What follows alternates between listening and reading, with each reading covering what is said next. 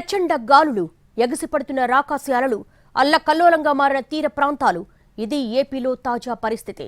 మొంతా తుఫాన్తో తీర ప్రాంతాలు గజగజ వణికిపోతున్నాయి. విశాఖ తీరం నుంచి మొదలుకొని నెల్లూరు తీరం వరకు సముద్రం మొత్తం అల్లకల్లోలంగా మారింది. అలలు పెద్ద ఎత్తున ఎగసిపడుతున్నాయి. భీకర గాలులు వీస్తున్నాయి.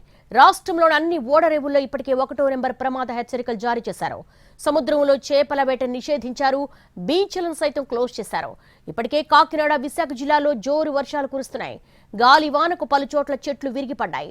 జనజీవనం పూర్తిగా స్తంభించిపోయింది. ఇప్పటికే స్కూళ్లు మూతపడ్డాయి. 3 రోజులు సెలవులు ప్రకటించారు. అత్యవసరమైతే తప్ప బయటకు రావద్దని ప్రజలను హెచ్చరిస్తున్నారు అధికారులు. తుఫాను ప్రభావిత ప్రాంతాల్లోని ప్రజలను సురక్షిత ప్రాంతాలకు తరలిస్తున్నారు. రిలీఫ్ కేంద్రాలను ఏర్పాటు చేశారు. అధికారులకు సెలవులు రద్దు చేశారు.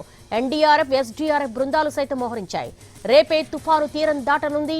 సాయంత్రం 5:30 నుంచి రాత్రి 11:30 మధ్య కాకినాడ సమీపంలో ల్యాండ్ ఫాల్ అవుతుందని ఐఎండీ అంచనా. ఈ 6 గంటలు అత్యంత కీలకం. తుఫాను తీరం దాటే సమయంలో ప్రచండ గాలులతో పాటు భారీ వర్షం కురిసే అవకాశం ఉందని హెచ్చరిస్తోంది ఐఎండీ.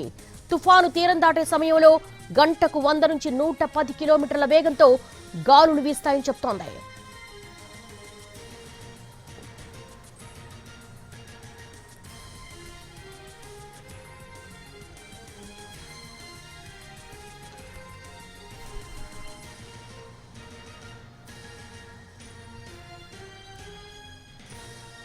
మొంతా తుఫాను ఏపీని అతలాకుతలం చేసేస్తోంది. ప్రచండ గాలులు, ఎగసి పడుతున్నాయి రాకాసి అలలు, అల్లకల్లోలంగా మారిపోయింది తీర ప్రాంతం.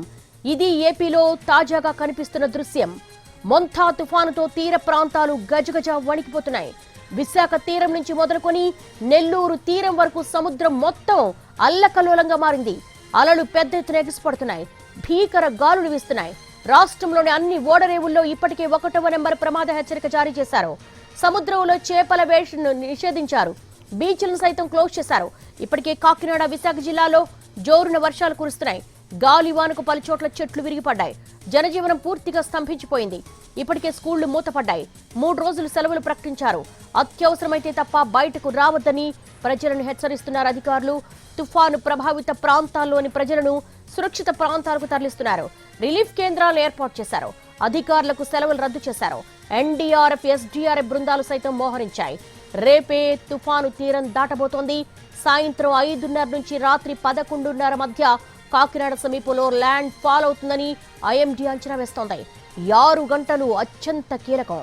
తుఫాను తీరం దాటే సమయంలో ప్రచండ గాలులతో పాటు భారీ వర్షం కురిసే అవకాశం ఉందని హెచ్చరిస్తోంది ఐఎండీ. తుఫాను తీరం దాటే సమయంలో గంటకు 100 నుంచి 110 కిలోమీటర్ల వేగంతో పెను గాలులు వీస్తాయని చెప్తోంది.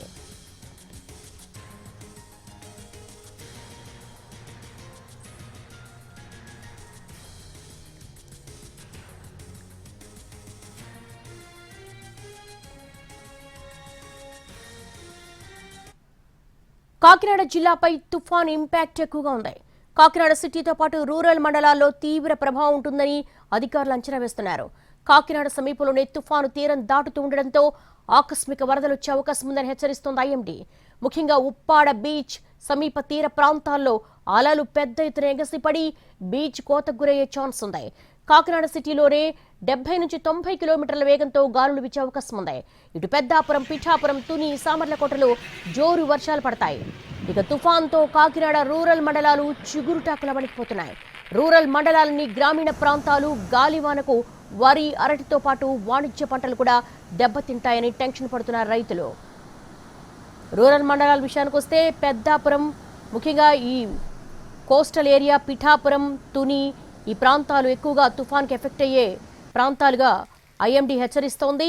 ఇటు సామర్లకోట, రూరల్ మండలాలన్నీ కూడా పెద్ద ఎత్తున తుఫాన్కు ఎఫెక్ట్ అవుతాయని చెప్పేసి ఐఎండీ హెచ్చరికలు జారీ చేస్తోంది. కాకినాడ సిటీ, ఉప్పాడ బీచ్, అలాగే విశాఖ కేంద్రంగా 9 జిల్లాల్లో పరిస్థితిని సమీక్షిస్తూ ఉన్నారు. రాయలసీమ నుంచి అదనపు సిబ్బందిని కూడా తుఫాను ప్రభావిత జిల్లాలకు తరలిస్తూ ఉన్నారు. కోనసీమ, కాకినాడ జిల్లాలపై తీవ్ర తుఫాన్ ఎఫెక్ట్ పడే అవకాశం ఉన్నట్టుగా తెలుస్తోంది. ఇటు పిఠాపురం, తుని, అలాగే మిగిలిన ప్రాంతాలు, కాకినాడ జిల్లాలు కావచ్చు, రూరల్ ఏరియాలు కావచ్చు, సామర్లకోట కావచ్చు, ఇవన్నీ కూడా భారీ ఎత్తున పెను గాలులు వీస్తాయి.